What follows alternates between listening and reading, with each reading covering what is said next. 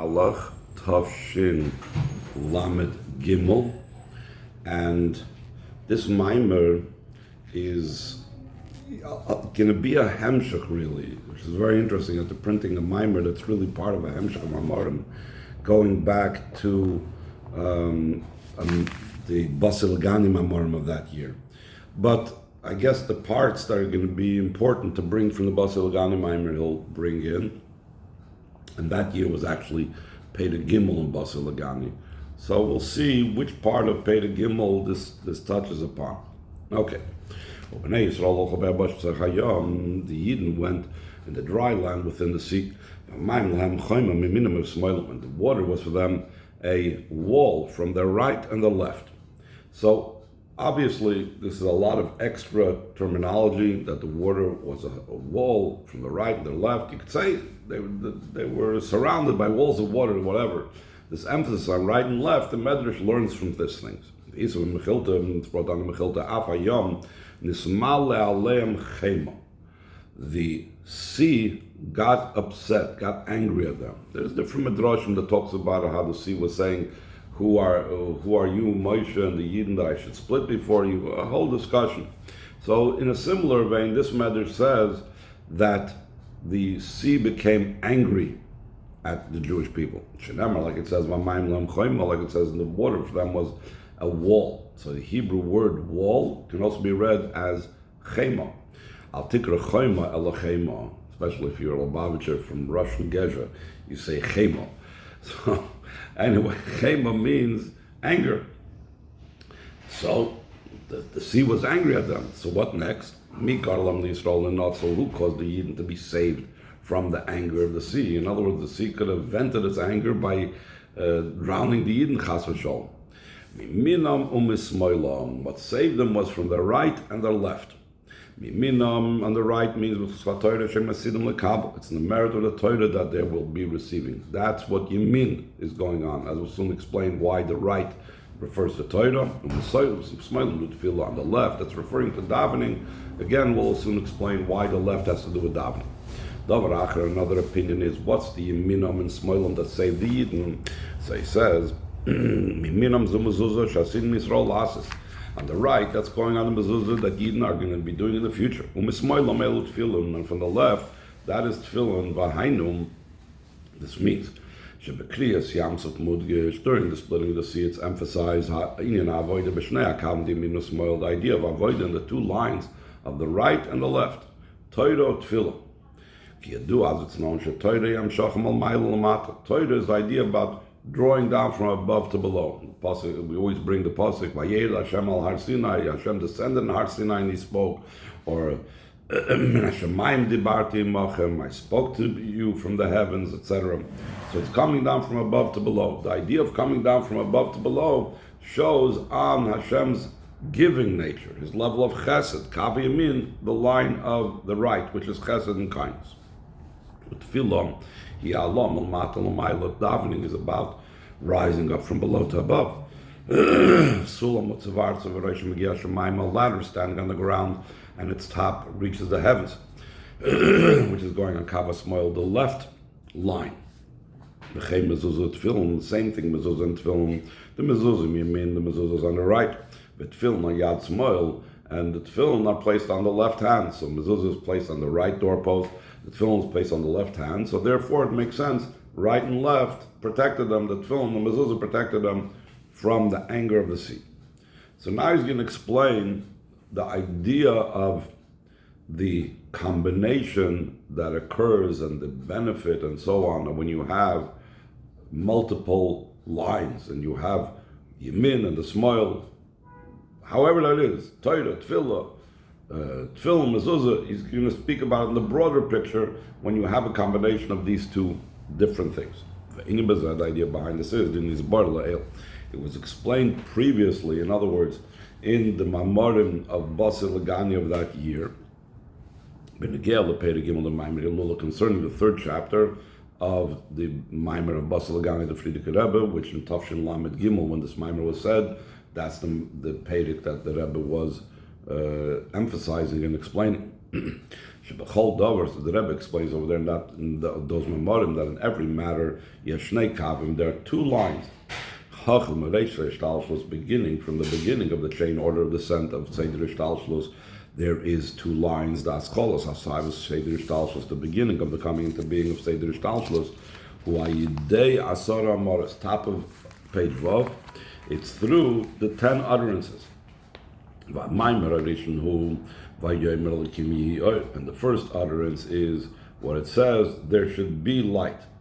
And right away, in that first utterance, we're going to see a combination of the two different lines, the two polar sides, and so on. Mavayr Baal Shem Tov B'Keser Shem Tov. Baal Shem Tov explains in the Sefer Keser Shem Tov. Vayomer, he said, that's talking about Hashem Yisbarach.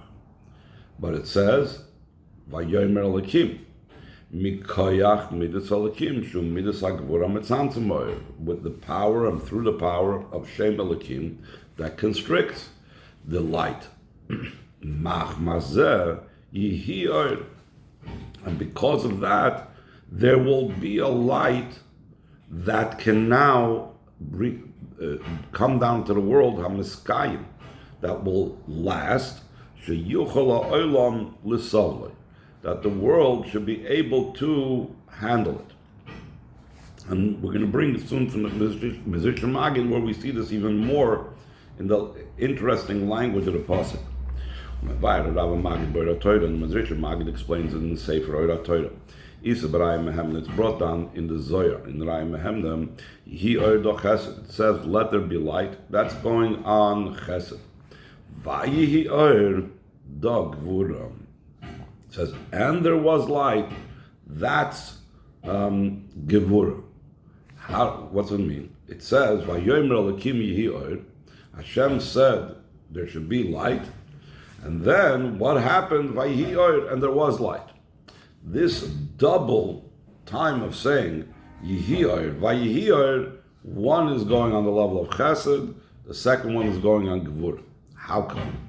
So he says, line 8, that's why it says, the second time it says, and there was light, it doesn't say, and it was so. By the other creations, when the Eibushter said, let there be such and such, the Torah records, and it was so. It was the way the Eibushter said it. All of a sudden, not all of a sudden, the first thing, when the first creation, it says, Vayomer Elokim Yihi Oir, and instead of saying Vayichein, it was as Hashem spoke, it says Vayihi Oir, and there was Oir. This indicates, according to the Zohar, that there are two different levels of Oir. There is the level of Oir of Yihi Oir, that is the sphere of Chesed. That's the Oir, the way it's Hashem's kindness, revealing it and manifesting it.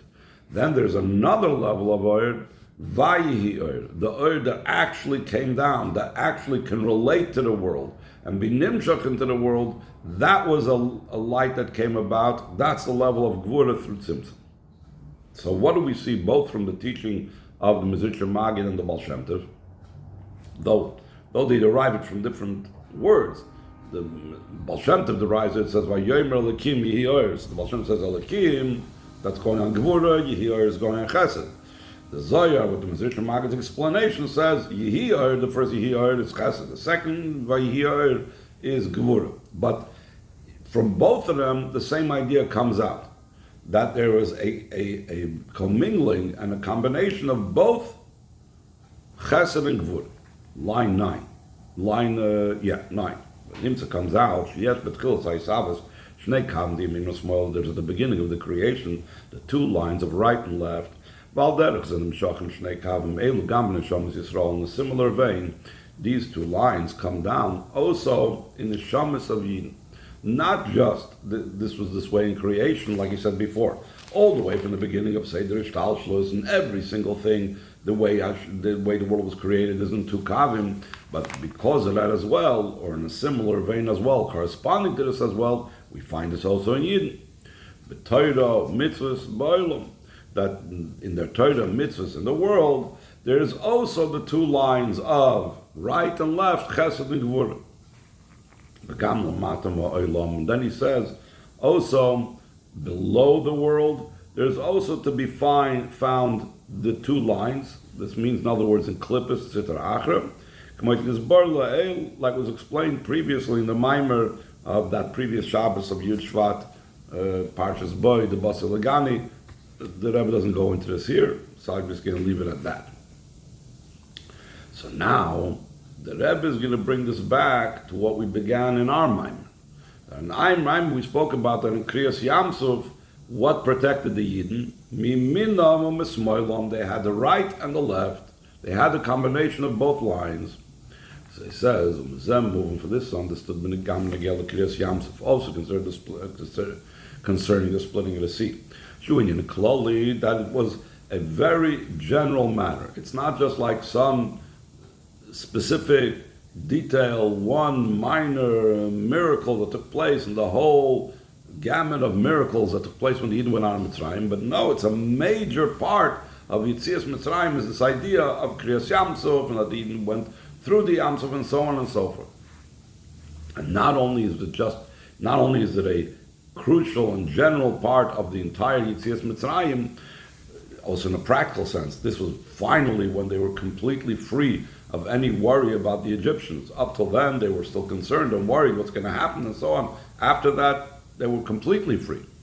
In addition to that, there was also a very great wonder, and as Alex understood from the fact, when the Alter Rebbe needs to bring an example of a miracle in Shar Yichud Ve'emunah, when he's trying to demonstrate that when an unnatural activity is taking place, and to differentiate between the way Hashem creates the world, yesh ma'ayin, versus the way a human being just forms things from metal or so on. So he wants to bring an example of where Hashem is like pushing nature aside, and therefore there needs to be the constant involvement and so on. What's the example that he brings?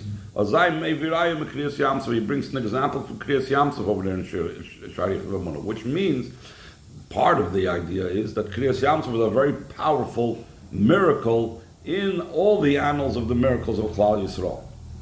And this is not just a chassidus that we look at Kriyas Yamsuf as a great miracle, but also v'chein mitzinu gam b'nigla sotu, also we find in Nigla, kechol ha'inyan b'chassidus shemerumez gam b'nigla, like every matter in chassidus that's also hinted in Nigla. So all of this must have, like the Rebbe always says, the Nigla and the chassidus go hand in hand. They're not two separate worlds.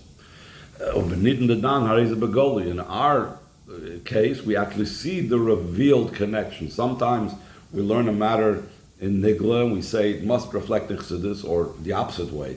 We learn something in Chassidus and we don't know the source of Nigla. The Rebbe a lot of times by Fabrengens used to smile and say, comes someone and says, where do we find this idea in Nigla? And the Rebbe like smiles and says it's an open Gemara. In other words, he says, you think it's such a, it's such a crazy idea, and in Nigla it's not found. We can find it in the Gemara, etc. But here the Rebbe is saying you don't have to like dig and search and whatever and try to figure out. It's open and clear the commonality and the corresponding aspect of how the Alter Rebbe looks at Kriyas Yamsuf as a very great wonder, and how in Nigla it's looked at as a great wonder. Chazal used the expression kasha ke Kriyas Yamsuf. When the Chazal want to use an example of something that is a very difficult activity, so then he gives an example of it's difficult as the splitting of the sea, which means to say, like for example, the well-known example says it's difficult to bring together a husband and wife as it is to split the sea. That's not the only case where the Gemara says it, but that's one example. So what do we see? We see from this expression in Chazal that even the Chazal and Nigla looked at the splitting of the sea as a very great wonder, a very big uftu, a very big accomplishment. That means that Kriyas Yamsuf is used as an example and a metaphor or an analogy for something that is very difficult. Therefore, because Yamsuf was such a crucial and important thing, and such a difficult thing, therefore also in the splitting of the sea there had to be the two lines of right and left, This is what they said in Mechilta. Mi Garam Lemle Yisrael in Notzel. Who caused the Yidden to be saved during that time that the sea became angry at the Yidden? Miminam Mismoilam, the right and the left. Mashin Misubavim B'Torah Tefillah, the fact that they're surrounded with Torah and davening, or B'Tfilin and Mezuzah, or the fact that we're surrounded with Tefillin and Mezuzah, the right and the left. Shem Shnei HaKavim Yamin Mismoil. These are the two lines of the right and the left. Let's go on Ois base. But we still need to have an explanation. How is this going to be when Mashiach comes? In other words, we said that everything in creation, beginning from the top and the start of creation, by Yihor, and in Torah, and in Yidden, and in mitzvahs, and the world is made up of right and left. What about when Mashiach comes? Why will there be a need for it? When Mashiach comes, the idea of unity and oneness will be manifest in an open way. This will be visible and recognizable to all. The unity in everything. The Rebbe a lot of times says that this is the nature of the science in the last century, to instead of differentiate and divide and puts things apart, it just the opposite. It shows the unity that there is to be found across the spectrum of creation. And this is a reflection, the Rebbe says, of the true unity that there is, because everything is created by the one Hashem, and everything is part of that oneness. So when Mashiach comes, the oneness in the world and in everything is going to become revealed. So the Rebbe asked on line 5, page Zion, how will these two lines of right and left express themselves when Mashiach comes? This means as follows. The question isn't, will there be two lines when Mashiach comes?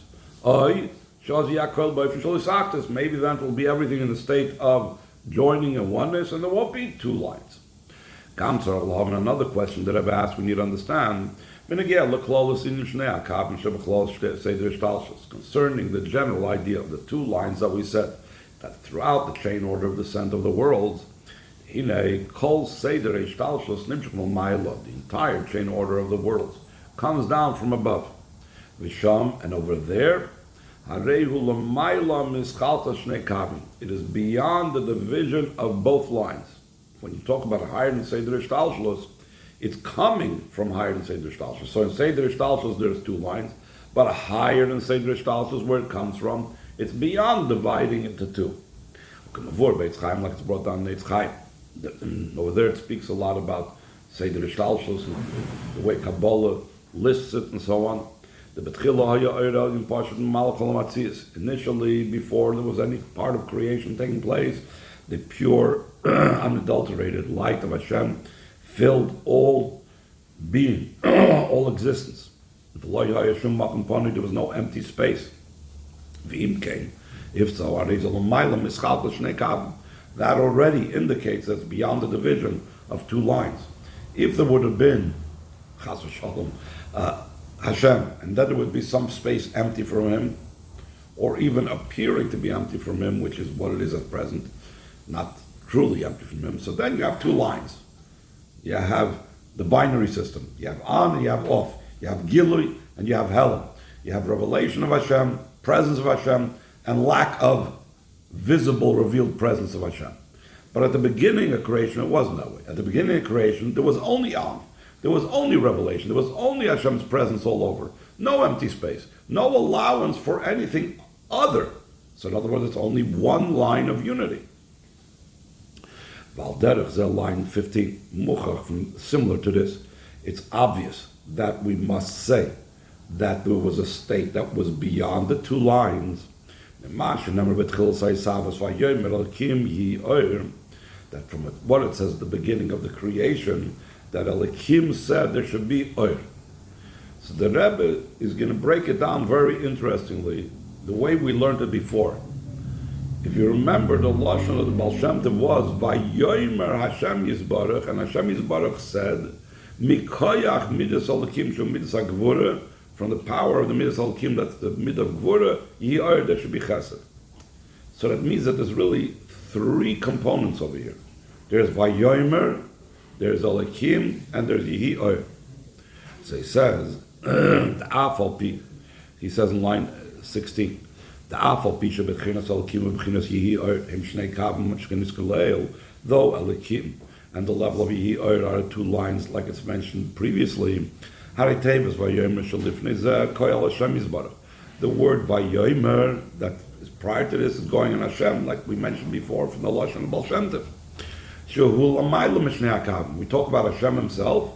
Hashem has character traits, he has the Midas, he has the Spheres, and therefore he has the two lines. But Hashem himself is beyond these two lines. That's the idea of the unity and oneness that's in the Oid Sof. Now the Rebbe is going to bring a very interesting thing, which connects in a very general way to what we've been learning the last two Mamorim of Basar Lagani, Tavshin Chav Dalet, and Tavshin Mem Dalet. And that's in the statement, Oid Sof l'mayla mayla den ketz l'mata mata den tachlis. One might think that Oid Sof l'mayla mayla den ketz l'mata mata den tachlis are two separate lines. And if I remember correctly, in some place in Chassidus, he does go in that direction. Here, the Rebbe is saying, no. When we say Oid Sof goes up above to no end and down below to no end, it's actually saying about the complete unity of the Oid Sof, the oneness of the Oid Sof that encompasses all these different levels. So he says in line 20, Betamza, for this reason, because in the Oid Sof it's a level of Achdus, that's hinted in the Vayomer Hashem said, beyond Elikim and beyond Yehi Oyer, concerning the two lines, the way they're rooted above, the way he explained, in other words, I believe it means in the earlier mimer of Basi Lagani, not earlier here. So he says, Lo Yehuva ma mevor ba maimer da lula atzma ye'inyan doiris of la maila and ketzel mata netachlis. The Rebbe said, when we said that maimer, we were trying to point out how there is two lines from the beginning of Seder Ishtalshlus. He could have brought very clearly what it says, Oid Sof la maila den ketz ula mata den tachlis. And the Rebbe explains himself even further the question. Line 25 in the brackets, seemingly, why does he have to search and bring from some other place? From both the teaching of the Baal Shem Tov that Elikim is Gvura, Yehi Oyer is Chesed, or Yehi Oyer is Chesed, and Vayi Oyer is Gvura. He could have brought from the mimer of the Frierdiker Rebbe himself, where he talks all about Oid Sof l'mayla the ketzel mata and tachlis. So we see that there's two lines right away at the beginning of Seder Ishtalshlus. So the Rebbe says he couldn't bring from there. Oid Sof l'mayla the ketz mata den tachlis, concerning that topic about how high the Oid Sof is and how low the Oid Sof goes. The emphasis is not on the division of the two lines, but rather on the idea of the Oid Sof, that is one. The point of Oid Sof is about how all-encompassing the Oid Sof is, how it takes together all the different levels. Oid Sof, he's the infinite. Infinite means all-encompassing. But that Oid Sof, which is all encompassing, is above and below to no end, top of page Ches. As opposed to what was explained in Ois Gimel, in the Maimer of Basar Lagani, that there, in the Rebbe's Basar Lagani, he explained that there is the heat of the Nefesh Habam is, and there is the passion, in other words, that he has for worldly matters, and there's the coldness and ambivalence that he has towards towards Kedusha, And that's the two lines that there's to be found in Klippah, Sitra, which is what the Rebbe elaborated upon, the two different lines of right and left. So when the Rebbe is elaborating upon that point, line 3, it's not the point about how in the unity of the Ein Sof it contains many different things, but it's about showing how in Seder Ishtalshlus there are two different lines. Therefore, in Seder Ishtalshlus we find these two lines. Line 4, since the entire chain order of descent comes from a level that's beyond the division of the two lines. So it's understood also in the two lines, in the entire chain order of descent. It has to be emphasized, has to be murgish, has to be felt in a revealed way, that there's the idea of unity, because it's coming from a place of unity. So even where we have disparity, and even where we have right and left, it must also reflect its source. And in its source, it's all oneness. And this idea, taking the disparity and revealing the unity in it, is the general idea of our avodah down here below. To affect through our avodah that in both lines it should be felt in a revealed way, the idea of oneness. And again, this is the reason why we can't use the Oren Sof L'mayla the Ketz, in the L'mayla the Ketz, as opposed to that topic where we talk about the Oren Sof is higher to no end and lower to no end. Since it is initially a matter of unity, it's the infinite light of Hashem. You can't say, oh, the avodah is to create that in Oren Sof, the L'mayla and L'mata should be completely joined. It's already joined. So the point is that where our avodah, we need to bring into our avodah, or our avodah is to bring the unity that transcends Seder Ishtalshlus into the diversity that's in Seder Ishtalshlus. And through the avodah comes about a level of ascent. As we always know that the descent is for the sake of an ascent. This is the ascent that's going to be when Mashiach comes.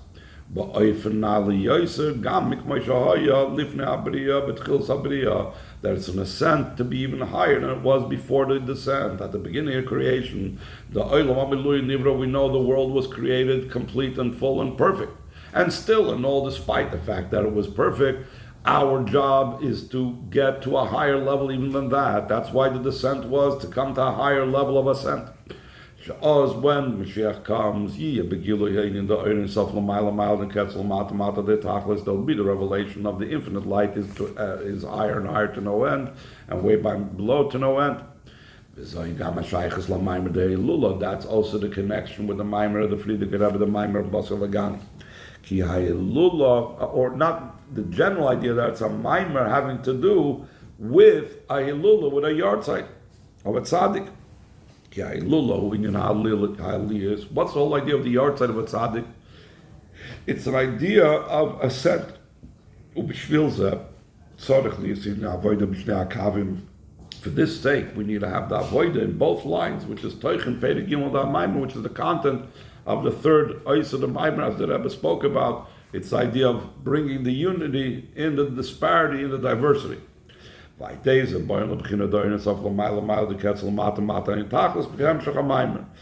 through that we arrive at the level of godliness that's higher to no end and lower to no end, like it's explained at the continuation of Maimer.